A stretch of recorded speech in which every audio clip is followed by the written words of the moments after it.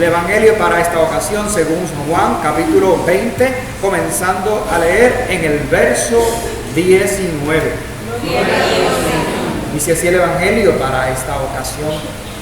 Entonces al atardecer, el día primero de la semana, estando las puertas cerradas, en el lugar donde los discípulos se encontraban por miedo a los judíos, Jesús vino y se puso en medio de ellos y les dijo: paz a vosotros.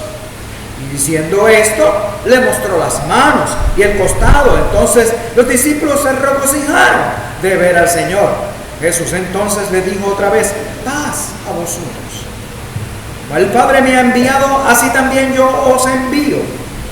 Después de decir esto, sopló sobre ellos y les dijo: recibid el Espíritu Santo.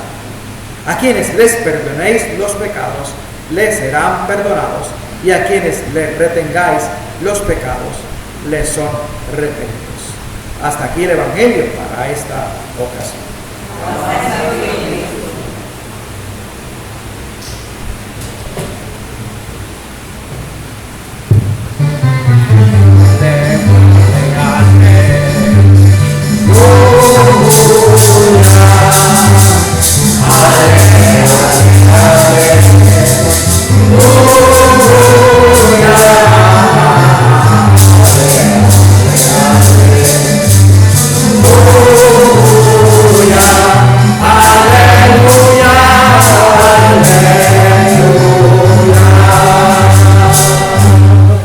Gracias y paz de Dios y de Jesucristo nuestro Señor y nuestro Salvador. Amén. El soplo del Espíritu por parte de Jesús, resucitado a los discípulos, algo que volvemos a leer, pues ya también empezando la Pascua, es uno de los textos que se utiliza, ¿verdad? Y entonces tenemos en este día de Pentecostés esa lectura de Hechos, que es la venida del Espíritu, y vemos y escuchamos el viento recio y las ascuas de fuego sobre las cabezas de los discípulos, y cómo eso marca lo que hoy conocemos, o todavía se sigue conociendo, como el nacimiento o los inicios de la iglesia primitiva, los primeros cristianos, los discípulos y los después, los que siguieron llegando después. El Espíritu Santo es esa tercera persona de la Trinidad a quien Jesús proclama como el intérprete, el intercesor. Así que cuando uno ora y pide al Espíritu con necesidad de interpretar lo que lee, pues busca de ese fruto del Espíritu que se llama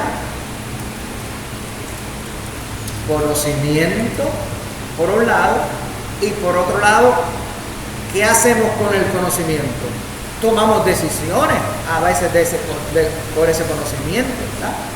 ¿Y qué es lo que buscamos entonces para que nuestras decisiones sean no solamente hechas con conciencia y conocimiento, sino también con sabiduría? Así que el Espíritu como intérprete nos ayuda, ¿verdad?, a ese conocimiento, esa sabiduría, cómo aplicar esas escrituras a la vida de uno, cómo entenderla y cómo aplicarla a la vida de uno, aplicarla a la vida de uno. El intercesor, como Jesús hacía, abogó por nosotros, murió por nosotros para perdonar nuestros pecados, ¿verdad? Así el Espíritu también intercede, ¿verdad? Ven Espíritu, oh Espíritu, intercede, ora también conmigo o por mí, obra también por mí, ¿verdad?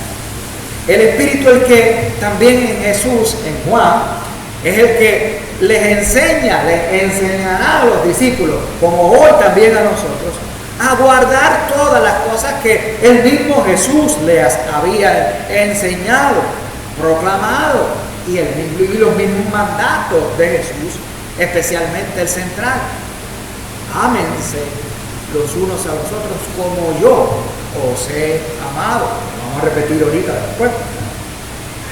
También el Espíritu es el consolador, el santificador, nos consuela, y lo vamos a ver más adelante, en el sentido de que no estamos solos, no estamos huérfanos. Dios sigue con nosotros. En los otros evangelios todavía más, porque el mismo Jesús en Mateo, que yo se lo repito en muchas ocasiones, ¿verdad?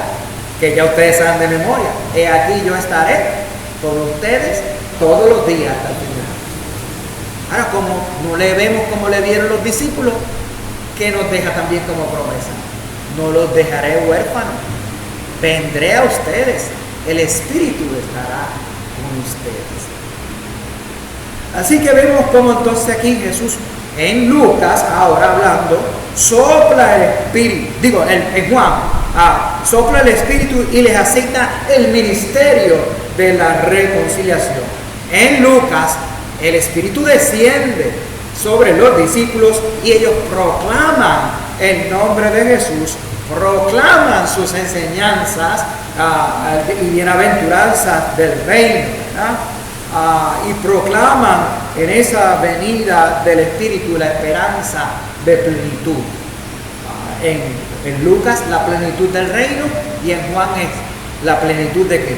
De la vida abundante. ¿Y qué otra vida? La vida eterna. Oye, ¿están despiertos hoy? Está bien, hay algunos contestando, está bueno. Así que si uno va a ejercer ese ministerio de reconciliación, mira, que dice, a quienes les perdonen los pecados les serán perdonados y a quienes les retengan los pecados les serán retenidos. Uno puede decir, yo tengo autoridad porque el Señor ha soplado el Espíritu, también lo ha soplado sobre la iglesia. Y yo le puedo decir a alguien, no, te voy a retener tus pecados. No, hermano, eso no es así. Eso no es así, ¿verdad? Así que tenemos que ser humildes siempre delante de la presencia de Dios. Esa autoridad designada y asignada no es arbitraria. Pero bueno, ¿verdad? Cuando uno tiene las ahora me aprovecho. A este lo voy a perdonar, pero a este no. No es arbitrario, no es como a ti te dé la gana, o no es por tus gustos, o por no es un poder adjudicativo subjetivo o personal. Siendo Jesús el que sopla el Espíritu Santo, hay que discernir ese Espíritu y hay que preservar la unidad con todos con quienes estamos conversando. Esa persona que viene a donde ti y habla contigo no está abriendo su corazón. Hay veces que hay que decir una palabra, ¿verdad?, para que despierte de sus situaciones, como digamos, un poquito firme, ¿verdad? Pero oye, no es para que abuses de la persona. Si es por el Espíritu Santo, si tú estás actuando en el Espíritu Santo, debe ser consuelo para esa persona que está delante de ti. Pero a veces llega la persona y tú la hacemos, pero tú te lo buscaste. Pero es que tú eres un sinvergüenza. Pero es que no, eso no es así. ¿Cómo vamos a retener los pecados de esa manera? Bueno, hay veces que hay que hablar un poquito fuertecito, pero no con la intención de humillarlo, sino para que a lo mejor despierte, ¿verdad? Y que reciba, ¿verdad? Se concentre, ¿verdad?, recibiendo esa misericordia de Dios para trabajar con las cosas, ¿verdad? Esa sabiduría, el conocimiento, como decíamos ahorita, ¿verdad? Así que todo aquel que pretenda retener o redimir pecado debe hacerlo a la luz de la autoridad, de la voluntad de Dios, no la mía, o de la enseñanza de Jesús y no la mía. La proclamación, el testimonio, la buena noticia de Dios. Dios ama a todas sus criaturas, trate a la persona o a las personas con amor. Así que hay que centrarse bien en ese ministerio de reconciliación. Debe ejercerse con conciencia también de que somos pecadores, de que solamente estamos justificados por la gracia de Dios en Cristo, por lo que hizo Cristo por nosotros en la cruz, ¿verdad? El perdón que hemos recibido, ¿verdad?, aunque no lo hemos merecido. Así que si es así Dios con nosotros, debemos también ser así con los hermanos. Nosotros somos demasiado duros, ¿verdad? Es Dios mismo, porque por su gracia en Cristo nos coloca a nosotros en la santidad. Sed santos porque yo soy santo. Y así dice en el Antiguo, leemos en el Antiguo Testamento. La santidad no es nuestra. Dios nos coloca a servir la causa del reino o del evangelio en su santidad. Pero a veces no llevamos nosotros a ellos, soy el santito. No, hermano, ojalá, usted es santo. Usted es santo porque Dios lo coloca a usted en su santidad, en la santidad de Él. Qué interesante estas cosas, ¿verdad? Para el día de Pentecostés, tener eso, la conciencia, ¿verdad? Y vivirlo, porque así podemos ser en humildad y disfrutar cómo el Espíritu va a seguir moviéndose entre nosotros, en nosotros y entre nosotros, y para edificar el cuerpo de Cristo, o edificar nuestro prójimo, cualquiera que sea, ¿no? Así que debemos siempre tener la conciencia de amar, y ahí amando también proclamamos el perdón o perdonamos a nuestros prójimos. Amando como hemos sido amados, perdonamos y perdonar como hemos sido perdonados por Dios en Jesús. En última instancia, delante de tu prójimo, ¿quién tiene poder para juzgar? Ninguno de nosotros. ¿Quién juzga? Dios. Así que, sí, Jesús sopló al Espíritu y nosotros somos ministros para reconciliar. Si reconciliamos, hagamos a la luz de ese amor de Dios. Que así sea, ¿verdad? Con esta parte, ¿verdad? La otra que me gustaría trabajar hoy es la de soplo del Espíritu. ¿Y qué pasó con el soplo con el viento recio y las ascuas de fuego que permitieron que ellos hablaran las lenguas de las que otras personas pudieran entender? No glosolalia como la que no, gemidos indecibles, no. Ellos hablaron en otras lenguas, en otros idiomas, vamos a ponerlo de esa manera. Pudieron comunicar ¿qué? El Evangelio de Cristo a las personas que estaban allí reunidas, que venían de distintos lugares, ¿verdad? Los judíos de la diáspora o personas que venían de todos esos lugares a las fiestas de Jerusalén, ¿verdad? Y en ese día, ¿verdad? Pues 50 días después de la resurrección, vemos entonces cómo se manifiesta el Espíritu. Y ellos empiezan a hablar lengua.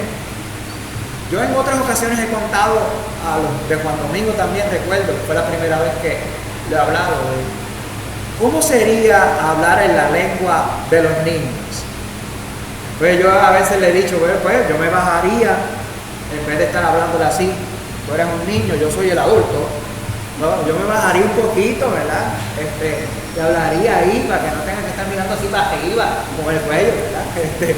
Le hablaría en palabras sencillas, ¿verdad? Pues si le pongo a hablar rebuscadamente, ¿qué estará diciendo aquel que está allá arriba, no? Uno se baja, se ñangota y habla con ellos a la misma distancia, ¿verdad? Y dice, oye, pues este se parece a mí, este no es tan distinto a mí. Aunque yo veo que tiene ya barbita y tiene las canitas, ¿verdad?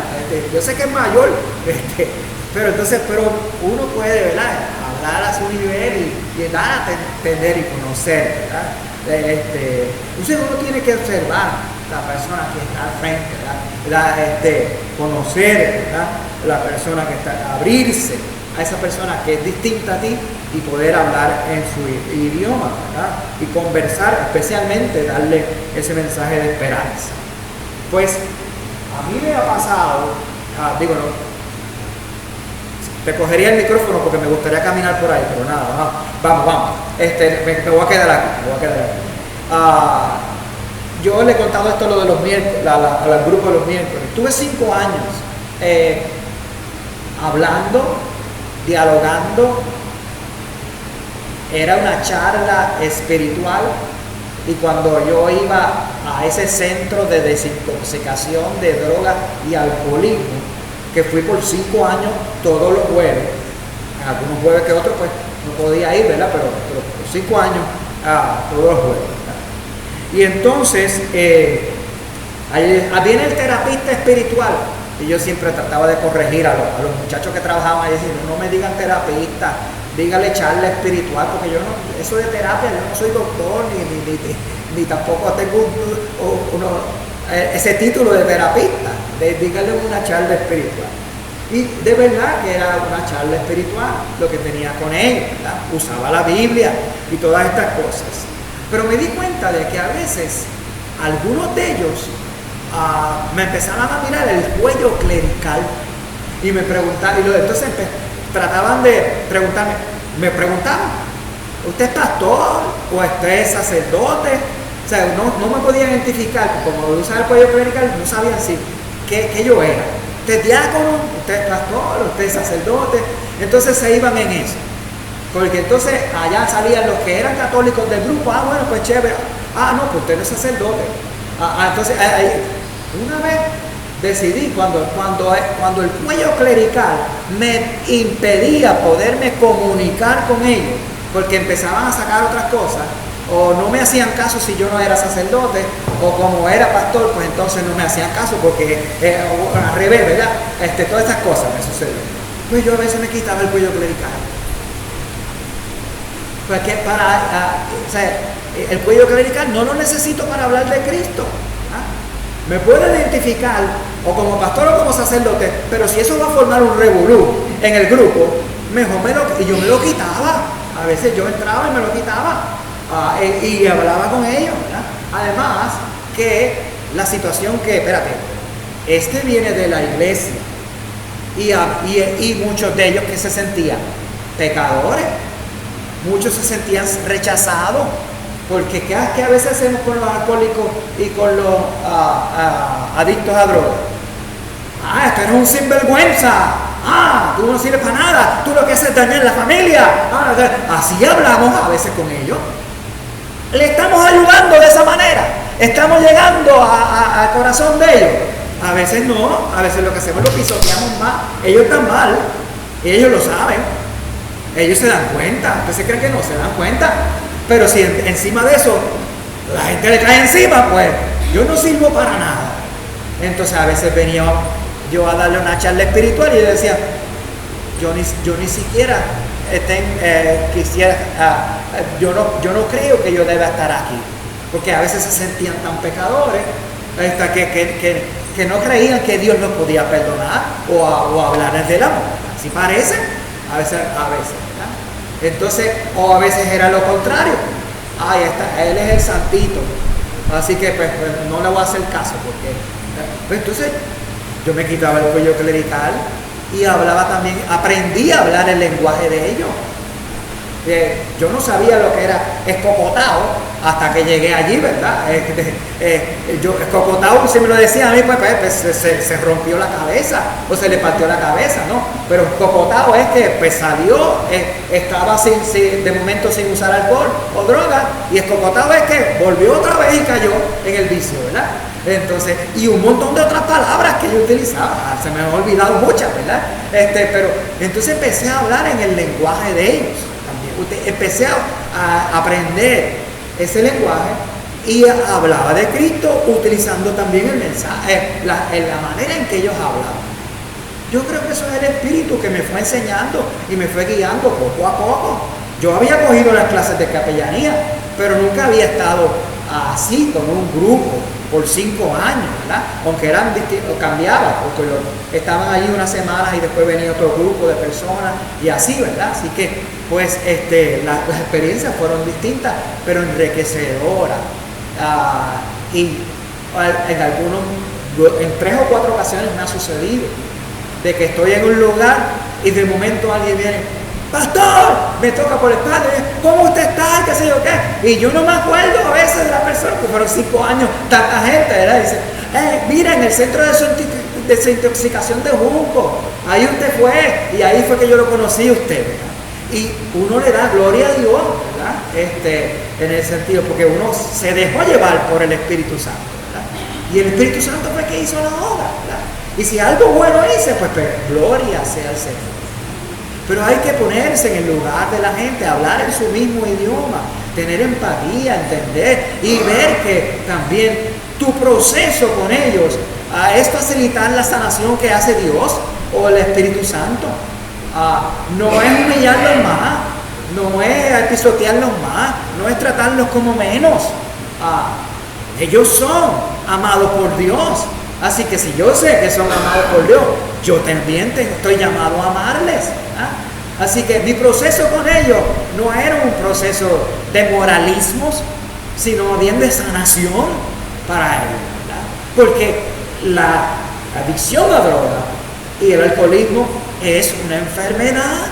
Hay que tratarlo de la manera salubrista, no moralista, porque no va a ayudar, ¿verdad? No va a ayudar el que yo vea, ustedes son pecadores, ustedes se van con el diablo. No, eso no va a ayudar en nada. Usted no va a ayudar en nada. Se van a sentir peor todavía, ¿verdad? Ahora, si uno va hablando en nombre de Cristo y a veces uno dice cosas un poquito serias para que despierten o como que, ¿verdad?, un poquito más fuertes, pero no es por faltarles el respeto, es para, digamos, para que presten atención y que se den cuenta de que hay oportunidad de algo. No puedo extenderme más, ¿verdad? Pero es solamente un ejemplo de lo que se puede hacer con otros grupos, ¿verdad? Eso que se hizo, ¿verdad?, o que se trabajó ahí con estas personas, también puede trasladarse a las comunidades, a toda comunidad en que uno vaya, o a todo grupo con quien uno se comparta, ¿verdad? Le estaba diciendo el miércoles pasado, creo que fue, que grupos que van precisamente a facilitar sanación a los lugares indígenas, se han encontrado de que en el pasado la iglesia fue cruel, ¿verdad?, con estas tribus indígenas, tratándole de meterle el cristianismo ¿verdad?, como de forma impositiva y tumbando todos los ídolos, ¿verdad?, que ellos veían y todas estas cosas, y no los dejaron. Entonces, para ellos, para algunos indígenas, todavía en el día de hoy, la cruz no es un símbolo de salvación, sino que la cruz es el mal uso de la cruz por algunos misioneros que trabajaban con estas tribus de nativos o de indígenas, vamos a poner, ¿verdad?, de esa manera, con una manera impositiva, ¿verdad? Y tumbaban todo lo que ellos, a los dioses que ellos adoraban, y lo hacían de una manera muy brusca, ¿verdad?, y violenta también en ese sentido. Pues entonces, pues, ¿qué hacen estos misioneros? Ellos no utilizan la cruz, pero hablan de Cristo, y hablan, sí, mencionan que Cristo fue crucificado, pero no utilizan la cruz para que eso no les cause una barrera en la comunicación. Llegan a hablarles de la cruz, pero empiezan a hablarles de la cruz de otra manera, no de la manera en que ellos estaban acostumbrados a ver, ¿verdad?, que muchas veces fueron impositivas. A mí me pasaba también con los alcohólicos y con los que estaban ahí en adicción de drogas, ¿verdad?, que habían tenido pastores a veces o sacerdotes que habían sido muy crueles con ellos. Entonces eso significaba una barrera, ¿verdad? Entonces, como uno buscar del Espíritu para ayudar a romper esa barrera, pero seguir proclamándole el amor de Dios en Cristo Jesús. Entonces ahí no es cuestión de imponernos o imponerle el cristianismo a la gente, sino hablarle del amor de Dios y tratarlo con amor, ¿verdad? Y va a ir conociendo a Cristo verdaderamente, ¿verdad? Así que en ese sentido, pues, esto del Espíritu Santo sobre nosotros, sobre todos nosotros, ¿verdad?, nos ayuda a ser humildes, a ser sencillos, ¿verdad?, a buscar la manera de encontrar el lenguaje o las palabras que me pueda inspirar el Espíritu, a base de la Escritura, a base de Cristo, del Evangelio, ¿verdad? Y poder entonces entablar una conversación con ellos y comunicarles, ¿verdad?, sobre la vida eterna, sobre la vida abundante, sobre la misericordia, sobre la bondad, sobre la justicia, sobre la paz que Dios puede traer. Así que piense usted en alguna persona que usted no haya establecido conversación y que tenga que hablar otro lenguaje, y ore que el Espíritu también va a manifestarse en su vida.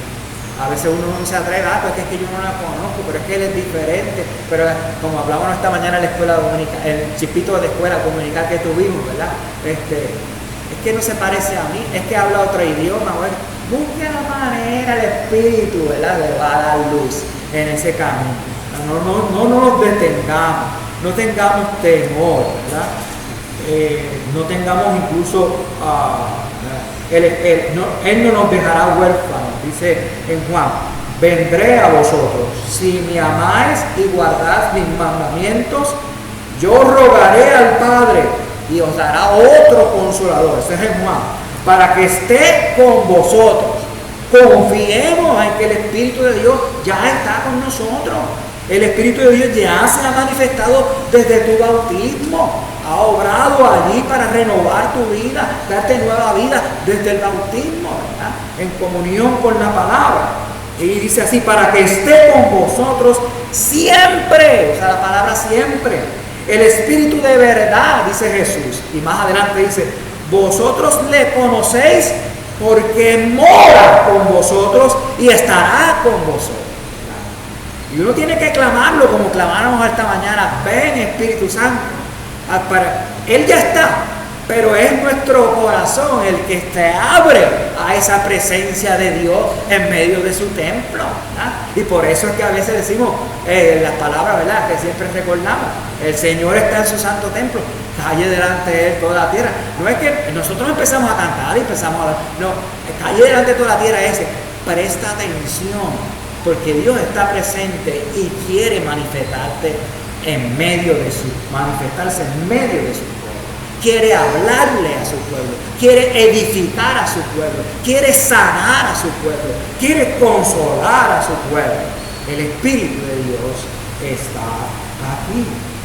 Va a haber momentos de aflicción, va a haber momentos de sufrimiento, va a haber momentos de estrés, va a haber momentos de ansiedad, va a haber momentos de escasez, va a haber momentos de miseria, va a haber momentos de calamidad, impactos adversativos, o va a haber situaciones difíciles por el pecado o por las fuerzas del mal, o va a haber situaciones en las cuales estamos en inminencia, o la muerte se ve ahí cerca de nosotros.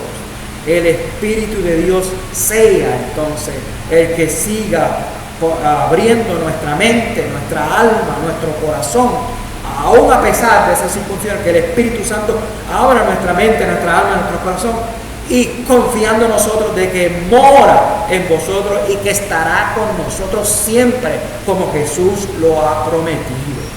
Cualquiera que fuera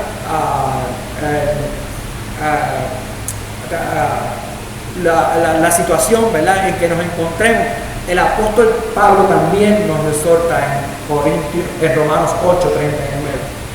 Miren, ni lo alto, ni lo profundo, ni ninguna otra cosa creada nos podrá separar ¿de qué? Del amor de Dios en Cristo Jesús, Señor nuestro. En el amor no hay miedo, dice Juan 4:18, sino el amor perfecto es el amor que echa fuera el miedo, porque el miedo lleva al castigo, pero donde el que tiene miedo no ha sido perfeccionado en el amor. Roguemos para que el Espíritu nos perfeccione en su amor y así sirvamos a la causa del reino, a nuestros prójimos, a nuestra familia, a la comunidad alrededor. El Espíritu que confirme, que haga encandecer su luz, la luz de la gracia y del amor de Dios en nuestra vida y compartirla con el prójimo, con el que está a tu lado. Roguemos dejando que Dios, por la promesa del Espíritu Santo, encienda esa llama de amor en toda la feligresía, en toda la congregación. Recibamos la gracia de Dios, el soplo del Espíritu que reparte la diversidad de los dones, y pongamos esos dones, esos carismas en acción para la gloria de Dios. El Espíritu es quien te llama, el Espíritu es quien conforma, el Espíritu es quien pone en edificación fructífera la diversidad de todo lo que Dios nos ofrece en la bienaventuranza en Cristo Jesús y en el Espíritu también. Nos ha traído hasta aquí, nos trae a la comunión, y como comunidad de fe somos también como aquella primera iglesia que habla, que proclama el nombre de Cristo y que acompaña los propósitos de justicia, de misericordia y de paz. Que así sea, y que la paz que sobrepuja todo entendimiento guarde nuestra mente y corazón en Cristo Jesús.